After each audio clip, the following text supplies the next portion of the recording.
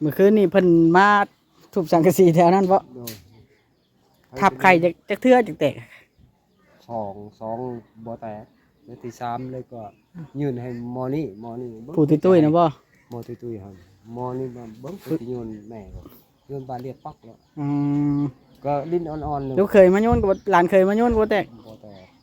บ่อยู่แถวนั้นบ่อยู่แถวนั้นก็บ่อยู่หมอนี่โยนใส่ ปกติน่าจะแตกนะดินก็บ่ได้สะอาดปานนั้นเนาะ โอ้ยกลางคืนนี่มาอนามัยกลางคืนเลยบ่นี่ เออดีเด้เพิ่นว่าเพิ่นสิปลูกผานี่แหละจะสะอาดสะอาดแน่ ดีแล้วให้เพิ่นอยู่นี่จังได้อยู่ในดินในดอนตัวเองเนื้อใดก็ได้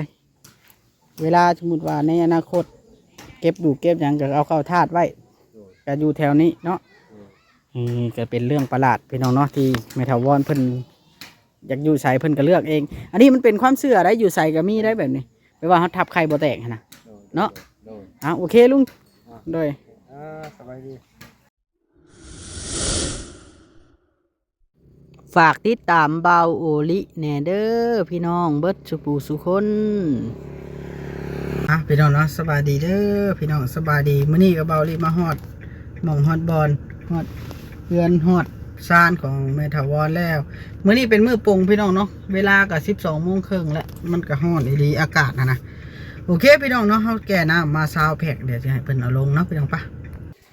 ลงมาเลยฮะตอนนั้นล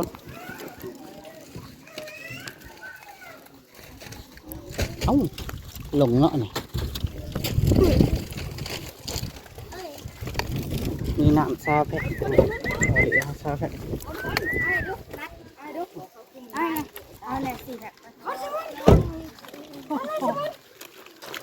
สมุนเด็ดแหงไปเลิกงับไปเลยต่อ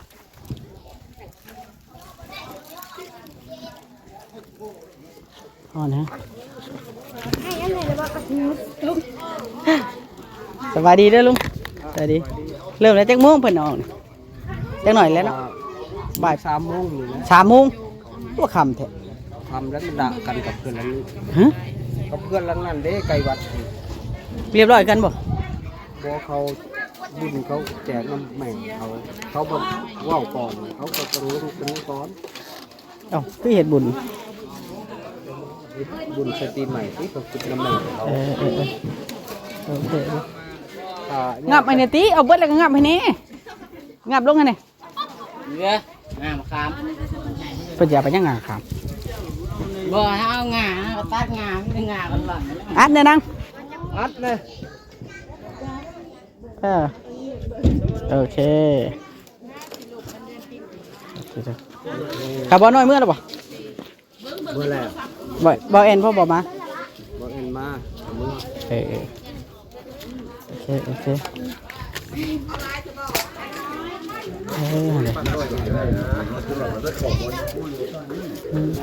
ครูบามาเลย ยังท้าติครูบาได้เดี๋ยวนี้ครูบามาลงเลยแหละสั่นจังว่าเพิ่งบริภาพันไรบ่ ดูฟ้าวเด้อแล้วเวียกไปแล้ว พวกที่ว่าที่ลงมาบวชวัด เดี๋ยวฝ่ายจะพาไปก็ได้ เลย จะคนล่ะ จังว่าจะมีพวกนี่ก็ 3-4 คนนี่แหละ นี่ก็พอบักน้อยๆหันเอา6 คนนี่แหละ กูลมบ่หลุดฝ่ายไปมาพี่ก่อนดูเจ้าน่ะบ่ได้อันคาดิเจ้านะเชิดดิเมื่อเด้ฮะ เขาไปส่งเราอยู่พี่บ่เห็นเรามาพี่ อ้าวมันสร้างว่าแท้ แล้วก็มาพี่ได้อันนั้นบ่น้อยไปส่งอยู่เรือน เอ้ามาสร้างว่าแท้แล้วว่ามาช่วยเวีย บ่ได้เห็น นี่เด้พี่น้องเนาะนี่เพิ่นจัดแต่งอย่างดีเนาะ เลย นี่ก็คือเป็นขนาดพื้นที่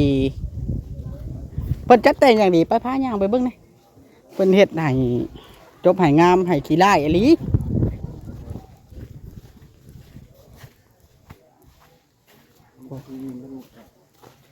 ตะกี้ว่าจะไปทุนบ้านเท่านั้นเพิ่นว่าหลายคนหลายลูก หลายคนหลายเว้าเนาะ ลูกตัดสินใจในนี้ ไว้นี่แหละจะได้ก็ แม่เขาเอง โดย เนาะ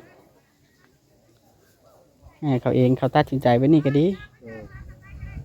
นั่นคือกับก็เจ้านี่เว่า โอ้ฮอนปาไปนั่งพูปะฮอนแห้ง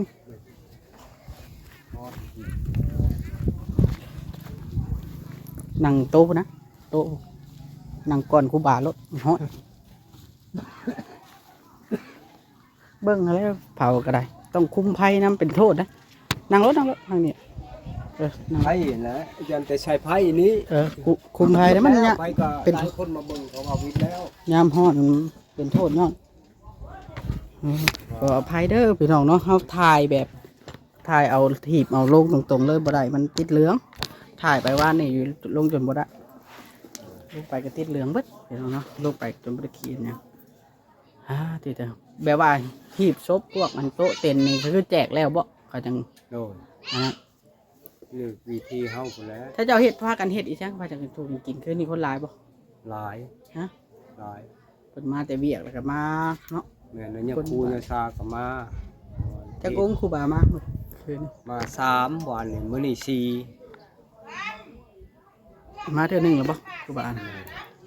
แต่เพิ่นก็ลงวัดบ่ ลุงวัดน้อยไปส่งเอารอสลึงนี่แหละคน เออ ไปวัน เออ เส้นหน้าใกล้เสือบักใหญ่ค่ะนี่นะหาบนหน่อยเป็นหัว ได้ นี่บ่เห็นก็ให้ หลายเติบสมควรอยู่คนมา เทื่อคน อยู่ มา แต่บ้านใหญ่ก็แล้วยังมาบ่หลาย บ้านดอนเซ็งน่ะมาหลายอยู่บ่พี่น้ ยั อง งมีแต่มา2-3คนนึงสุดท้ายเขาก็บ่ฮู้แน่ จักจังไดเนาะ บ่ฮู้เขาก็บ่ว่าดอก อันนี้ก็มันก็ใกล้วันชินดับแน่บ่หามื้อเพิ่นให้อันนี้ ไผลงไปสิว่า เอาอันนี้มันถึกวันชินดับแล้วเขาให้ปง 5 มื้อมันก็หนักโพด อันนั้นก็อันมานี่ก็มันหอดชินดับเลยตัวจริงเขาให้ปงไปบ้านนี่ ปกติน่ะข่อยว่าถ้าเจ้าสิฮุบแต่ว่าในพุ่นข่อย วั ว่าน นี้เขา พี่น้อง ทางนี้บัดว่าลูกเต้ามาบ่ครบบ้านเขาว่าวันชินมื้อนี้แล้วก็มันบ่ให้กายมื้อนี้ให้กายมื้อนี้แล้วจูดบ่ได้เลยเป็นผี2 เดือน มีแต่ว่ามื้อนี้เนาะเป็นมื้อคือว่ามื้อส่งแล้วมื้อนี้เนาะ โดย คันว่าไหวเหิงน่ะมันไหวบ่ได้มันทำบ่มีทุนทอนเนาะ โดย ว่าง่ายๆซะ โดย เรื่องหีบเรื่องอันนี้เนี่ยไผไปสั่งแต่เจ้าบ่หรือว่ามีแต่พี่น้องจัดการ อีลูกสาวแล้วไปบ้านก็ลูกเคยแล้วไป ไปก็ว่า อยากเอา ทั้งสเตลว่าเอารถตัวนี้เลยค่อยมักว่ะมักให้เอ้ยเอาตัวนี้แหละจึงเพิ่นส่งใส่กันเด้ในโทรศัพท์มา อยากนักเติบอยู่ราคาเนาะ โดยแม่นยังแม่นเบิดได้โตตั้งกะถ้วยบวงขึ้นกับข้าวเบิดมันเป็นแบบนั้นรวมกันในหั่นแหละ มันหลายมือบ่จนแล้วแจกบ่ แล้วแจก ถ้วย แล้ว ลงซ้ำเลย โดยเขาจึงมาขู่เอา ประมาณ4-5มื้อพุ่นละเนาะ โดยแล้วก็3 มื้อบ่มียิง3 มื้อ3 มื้อ แปลว่าหลังจากปรุงมานี่แล้วมื้ออื่นมื้อฮื้ออีกประมาณ2 วันนี่แม่นนั่นเลยบ่เก็บดูเลย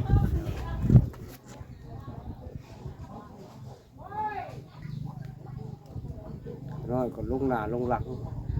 บ่ตีแหละบ่ตีเจ้าได้ตัวนี้บ่ตีเจ้าตัวนี้มันชอกว่าซั่นซะ โดย มันชอกแล้วมันจักสิเฮ็ดจังไดแปลว่าญาติพี่น้องมาแต่ในเมืองเพิ่นบ่ได้นั่นบ่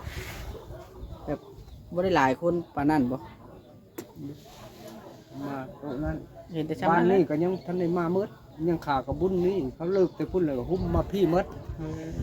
มาของเขานี่ก็หลายเติบคนผู้ไปผู้มาผู้ แต่ว่าเพิ่นน่ะสิเอาออกค่ำมาเลย มันคาแล้วมันจะคู่นี่เลยพวก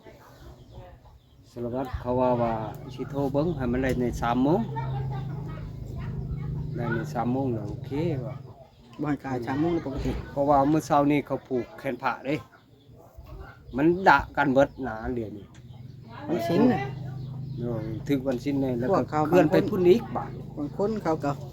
พุดน้ำพุดในผู้รักผู้เฒ่าเนาะ โดย มันเป็นมือมันเด้ มือมันก็บริตีนี่ก็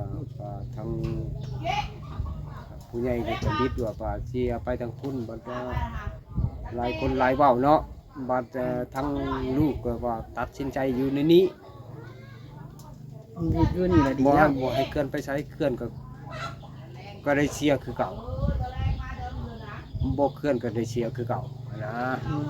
แต่ว่าเสีย ตาม แปลงที่ เขา แปลงคล้องค่ะนี่เท่าไรแปลงที่แบบใดอ่ะเขาบ่ โอ้ ได้ ยก็เอาเหล้า8 กวดแล้วก็มันยังแหน่ มีไก่มีเป็ดไก่นะบ่ ไก่ก็เขาก็เฮ็ดผ่านละน้อยผ่านละน้อยก็ตามที่ตามของพระเจ้าหั่นแล้วบ่แม่นว่าจะบักบ่าอะไรนั่นนี่เขาก็อยู่หลายผ่าหลายปีแล้วเขาก็ขอบเขาพอแห้งตั้งแต่ว่าเขาบ่ได้มีชำเนาตัวเลขขึ้นทางบ้านนี้เว้าซั่นเสียเรื่องเขาขอบพี่ไม่ทราบเขาขอบหมดเขาเข้าหมดแล้ว แต่เขาอยู่ผ่านมา ตัวเดียวยังบ่เป็นทางการใช่เนาะ ก็พ่อบ้านกับบริติบริเตียนก็ว่ามันยังทุกคนก็เสียนำเบิดเลยเก็บยังก็คือเสียทุกคนก็บ่ได้อันนั้นไอ้พ่อบ้านมาเบิดเลยนับแต่กองหลอนมาเบิดได้คืนนี้ เอาเพิ่นมา ผู้เฒ่าผู้แก่มาเบิด รวมกินทานนำมาเบิ่งมาแย่งนำกันเบิด โดยเขาก็บ่ได้คัดของอย่างท่านจะว่าตายปึบคอยไปบอกน้องหักเพิ่นเพราะวันเลื่อมเด้ เออ ก็ให้โก้ก็มาโลด ละบ้านเรือนได้ประกาศเนาะ โดย ลงเงินประกาศวัดโอ้จะเฮ็ดจะได้ละ บุญเราชั้นนี้ งานเรา เขาไปเบิ่งก็หมดชั้นนี้ จักเราเบิดบุญหรือว่าเรามีบุญเนี่ยเราไปยามแบบนี้ก็ได้เราก็ไปง่ายได้ไปง่าย ถ้าแต่ผู้เดียวนะว่า ถ้าได้ลูกบ่ ถ้าแต่อีมียิ่งเย็นนั่นมากก็หมดเลย อืม ตายพอแห้งเลยนะเขาจับใบหนึ่งตายพอแห้งนิ้วมือนี่ตีแข็งหมดเลยบัดหึ่งมันนี่ขึ้นมาพรีเอียนี่จับปรับก็หมดเลย มาส่งเลยเนาะ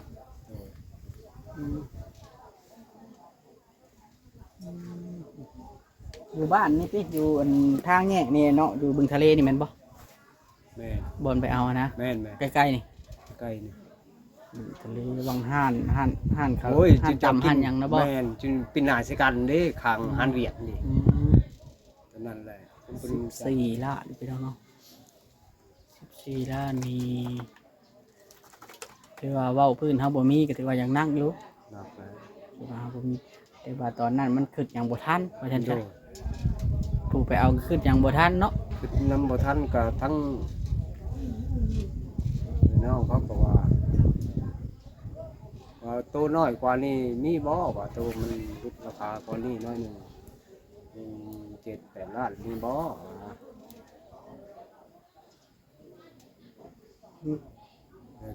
เขาเป็นเงียงเขาก็เว้าแต่เขาแหละเลยน้องเขาแหละลุมกันก็เขาก็จักในสิเว้านำ ทางลูกสาวก็โทรสายวิลโอไปเบิ่งจะได้พอดีผู้น้องสาวหล่าเพิ่นตัดบทโลกเอาตัวนี้แหละ เพิ่นเห็นมันงามบ่จักให้เอื้อยเพิ่น ใช่ไหม ระยะเถาะแล้วก็แล้วไปเนาะ เลย แล้วก็คือสิคิดหยังบ่ทันนั่นล่ะมันช็อกให้แต่ละคนช็อกแล้วแต่ละคนคิดหยังบ่ทันซุมเบาแอนว่าหยังเมื่อไปแล้วเนาะบ่แอนบ่น้อยเนาะ บ่น้อยกับบางทีสิทันสิมาร่วมโย เราไปนั่นบ่ไปธุระบ่ แม่นพาบ่ให้บ่เถิดมาซอยพะลุงว่าจังได๋บ่เถิดสิย่างมาว่ะ อืม มาไปชมอยู่เพื่อนแล้วมาก็สิทุกออกมาแล้วก็ข่าวเวียกแล้วก็แล้วไปพะลุงก็บ่ได้ว่าหยัง แต่ละคนก็แล้วไปแล้วแต่ละคน ปีใหม่ปีเนือน เฮาบ่บอกไผนะมันเพราะว่างานแบบนี้มันบ่แม่นงานบุญ โดย เฮาบ่ข่าวบ่นั่นไผข่าวบ่เป็น โมเมนแนวเลย มันต้องทำหู้เอง ศรัทธา เพราะว่า ไผมัน แม่นเฮาลงเฟซลงไลน์แล้วเฮาต้องทำหู้เองว่าเฮากับบ่ได้แบบว่าเฮาก็บ่ได้ชวนไผอีกได้ โดย เพราะว่ามันบ่เป็นแนวท่าภัยอยากมากับมาเอง นี่แต่ไปแจ้งทางคณะการปกครองบ้านนี่เนาะบ้านนี่ก็เพิ่นเสียชีวิตไปแล้วเขาต้องไปแจ้งอันบ่แจ้งก็ผิดเพิ่นเป็นหยังเจ้าจงไปเฮ็ดแบบนั้นเฮ็ดจะรู้กูทาแต่ยายแต่น้องอยู่เจ้าเพิ่นไปบ่ได้เจ้าต้องไปแจ้งผู้บ้านแจ้งพวกอันนั้นแหละผู้ใหญ่ในบ้านนั่นแหละผู้ไร้เชิงสุดกับผู้ควรจำนั่นแหละต้องไปแจ้งเพิ่นก่อนนี่แล้วนี่ก็ไปชำระตัวนั้นแล้วก็จบมันก็เลยเว่ายากมาเมื่อใดก็รับอยู่เสมอเพิ่นว่าอาจสิมาทางบ้านก็ได้สิมาอยู่ทางพุ่นก็ได้ แล้วแต่เนาะ แล้วแต่จุนเจ้าเหมาะสมทั้งลูกก็ว่านั่นใดก็น่าได้เขาเบิ่งกว่าไตทางสีไปเลยเมื่อคืนนี่ลุมปั๊มอยู่ อะไร เจ้าบ่จูดบ่ได้เดี๋ยวนี้เพิ่นเลยหาแบ่หามาเตะชังสีก็บ่เห็นแล้วไม่ก็คืนเนี่ย เจ้าได้ แม่นแล้วไม่เพิ่นจงทึกใจเพิ่นแล้วก็ลูกชายโยนบาดเดียวเลย เขาโยน2คนบ่แตก โยนไข่นะ แม่นมอพ่อพุ่นน้อยๆนี่เล่นโยน โยน บา ไข่ ดเดียวเลยแม่เคยให้เจ้าอยู่นี่ต่ำลง บ่แตกบ่โยนลองมือ บ่แตกแล้วบ่แตกเลยนี่บักผู้หนึงร้านเคยผู้สูงๆได้อยู่หมอนั่นพาอยู่หมอนั่นโยนบ่ได้หมอนี่จับปรับเบิ่งว่าจะให้แม่ไป ปกติไข่มันบ่แม่นว่าดินสิสะอาดก็ดอเนาะบ่แม่นดินทรายนี่ยังเป็นดินโคกนี่ยังปกติมันก็น่าจะแตกมันก็ โอ้ ค่อย ยบ่ได้แตกง่ายๆได้ บ่แตกแล้วอาจสิยังบ่คักบ่แน่บ่จ๊ะหรือมาอนามัยให้บ่ จุเพิ่นโยนไปทางนั้นบ่อยู่สิอยู่ไกลกงหยอซื้อกงหยอเลยฮะซื้อเลยอันบ่นั่นก็ว่าสิเว้นมาทางนี้เว้นมาทางนี้มีสิมั่งทิ้งนี่คือในใจนะปานโยนอยู่นะหันก็เอานะหันกองเลยนะ เพิ่นมาชั้นทางกระสีใส่บ่คืน บอกว่าเอา2เทื่อบ้านเลื่อมดิเด้ตั้งที่บ้านเลื่อมอยู่ถามเราค่อยมาก็ยังกระทืบใส่เฮา มันล้มน่ะมา บ่ได้มีบิดจลีเลยล่มก็ล่มคอนสิแจ๊ะ แม่ลังเทื่อก็เป็ดไก่หมูมากะไก่มันบุ บ่มันกลางคืน ครับผมบ่บอกเลขข่อยนี่บ่มื้อนี้ โล ไอ้เฒ่าว่านี่บ่ให้โชคลูกหลานนี่บ่ บึ้มโล เอ้าที่อันนี้เรื่องอันนี้มีแต่ว่าเขาสิแจ้งเจ้าแต่นี่แจ้งแต่เจ้านี่แหละ อันเรื่องหีบศพแล้วก็ตัวนี้แม่น14ล้านเนาะอันพวกมัน โดย เบิดทุกอย่างนะครบนี่ก็คือจบงานแล้วก็ค่อยดึงเงินออกมาได้ก่อนทั้งเอื้อยจูลี่กับแม่กงวาลีเพิ่นออกตัวนี้ให้ โดย เพิ่นออกตัวนี้ให้ล่ะเพิ่นน่ะสิให้ค่อยเป็นผู้ไปจ่ายให้เองเพิ่นว่านะบ่อยากเอามารวมกันกับเงินพวกกินทานอีหยังไงนะ โดย เงินตัวนี้ก็คือจบเวลาธนาคารเขาเปิดแล้วเขาจะไปดึงออกมาแล้วเขาจะไปจ่ายดำเนินการในตัวนี้เองตัว14ล้านเนี่ยเป็นแม่กงวาลีกับเอื้อยจูลี่ผู้เพิ่นสร้างเฮือนน้องแต่ละถือว่าเพิ่นเฮ็ดเฮือนให้แม่ทาวอนนี่เป็นชุดหลังชุดท้ายแล้วบัดนี้เพิ่นว่านะถือว่าเฮือนหลังชุดท้ายแหละเฮือนจบเฮือนงามของเรานี่ราคามันอยากสูงแน่ก็อย่ามันเพิ่นก็ถือว่าเพิ่นก็พอใจเฮ็ดเต็มใจเฮ็ดเอาบุญเอาศีลบุญคุณให้ปาวอนได้ไปพูดไปเกิดในภพภูมิที่ดีบัดนี้นะเด้อลุงเด้อ โดย จะได้ก็เฮาแจ้งไว้สำนี้แล้วก็มีผู้เพิ่นกินทานมาอีกมีเอ้ยยุ่นเอ้ยดีแล้วก็เอ้ยแก้วเนาะเอ้ยของเอ้ยจุลี่แล้วเพิ่นเป็นพี่น้องกันแล้วก็เพิ่นกินทานมาอีกส่วนหนึงแล้วบัดจบงานอีหยังมาแล้วข่อยจังสิเอามามอบให้เจ้าในเงินกินทานตัวนั้น โดย เพราะว่าข่อยบ่อยากให้มันปะปนกับเงินเรียกว่าญาติพี่น้องทั้งแถวทั้งบ้านทั้งเมืองเพิ่นมาอันนั้นหั่นนะเงินคนละส่วนกันแล้วเพิ่นอยากให้มันให้แยกคือเงินตัวค่าหีบค่าโรงนี่14ล้านถ้วนนี่ก็คือเพิ่นมอบให้เฮานี่เป็นผู้กำกับแล้วก็ให้ไปจ่ายให้เอง โดย อาจารย์ซะอยากให้มาแล้วมันทั่วอันนี้ก็บ่แม่นว่าเฮาบ่เชื่อบกเชื่อใจญาติพี่น้องหรือหยังแบบว่าสมมุติว่าเฮาเอามาโฮมไว้โฮมกันแล้วย่านจับไปใส่หันใส่นี่แล้วย่านภารกิจตัวนี้นะมันบ่จบบ่งามบ่เสร็จสมบูรณ์หั้นนะ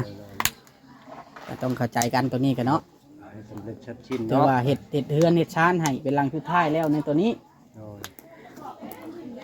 แต่เพิ่นบ่ป้าบ่ทิ้งซำนี้ก็ถือว่าอันนั่นแหละเนาะลุงเนาะ โดยโอ้ยโดยติเตียนเป็นได้ เพิ่นเฮ็ดอะไร ดีใจภูมิใจแล้ว นี่ก็ บ่จักแนวสิตอบแทนเพิ่นแล้วเนาะ โอ้ย เจ้ายังสิทดแทนเพิ่นก็บ่จักในสิว่าเต็มใจแล้วสำนี้เลยพอแล้ว ถือว่าตอนเพิ่นสิเสียแล้วเพิ่นสั่งไว้บ่เฮือนเพิ่นให้ผู้นั้นผู้นี้ขึ้นนอนบ่เพิ่นว่า มันยิ่งผู้เคยแหละบ่ให้ขึ้นถึง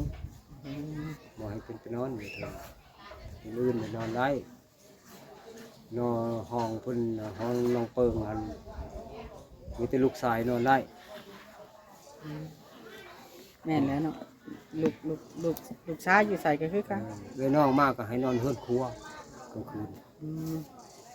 ให้นอนเฮือนครัวเพิ่นวางเดือนลูกๆเพิ่น บ่ให้ยุ่มยามขึ้นไปว่าซั่นซะเนาะเอาลุงขอบบุญขอบคุณทั้งเอื้อยจูลี่แล้วก็แม่กงวาลีให้ขอบคุณทั้งสองท่านเด้อ ดีๆให้ไปเลย เอื้อยจูลี่กับแม่กงวาลี เอื้อยสิดีกับแม่คง วาลีเลย ขอบคุณเด้อพอลูกกับผมมีหยังทดแทนก็ขอปีใหม่ปีเงินเนี่ยให้ขอเจลำด้วยเด้อจะมีต่อไปสาธุพอลูกก็ว่าหลายพอ ว่า เป็น บ่เป็นเนาะ โดย แล้วก็มีเอื้อยดีแล้วก็เอื้อยแก้วเอื้อยยุ่นมีแต่สามทานเพิ่นกินทานมาเพิ่มเติมอีกแล้วก็บัดจบงานจบการแล้วเขาจังสิเอามามอบให้เจ้าต่างหากตัวนั้นน่ะ โดย เออมีแต่ว่ารอบาทนี้เนาะอันกำลังบ่ายโมงจะโมงเพิ่นจะไปบวชนี่จังหน่อยนี่ติ น้อยนี่แหละไปบวชก่อนก็ได้ เออ เพื่อน โอเคลุงจังไดก็อยู่ดีมีแห้งด้วยสบายดีเด้อพี่น้องเนาะนี่แหละคนเฮาเกิดแก่เจ็บตายพี่น้องเนาะก็บ่ติ คำนี้ก็สมควรแล้วเนาะ เพิ่นช่อยเหลียรอ โดย เพิ่นบ่ป้าบ่ทิ่มมาลีเป็นมื้อสุดท้าย ไป ข่อยก็ค่าอันนะค่าเพิ่นมาฮดน้ำลูกหลานแม่มาฮดน้ำก็เลยอยู่เลยสวย ก็ปกติได้นี่มัน มือมัน มือแค่ไอ้ได้นี่ มือมันเนาะ โดย อื ได้ ม เพิ่นก็มุดใส่ปีใหม่ โอเคพี่น้องเนาะสำหรับคลิปนี้เบาลีก็สิได้ขอตัวก่อนเด้อพี่น้องเนาะขอตัวลาไปก่อนเบาลีก็ต้องขอบคุญขอบคุณเด้อขอบคุณทั้งเอื้อยจูลี่แล้วก็แม่กงวาลีแล้วก็แม่ยุ่นเอื้อยดีเอื้อยแก้ว3 4 5ทานเนาะขอให้ทานอยู่ดีมีแห้งความเจ็บจะได้ความไก่จะมีเด้อเดี๋ยวเบาลีก็สิพา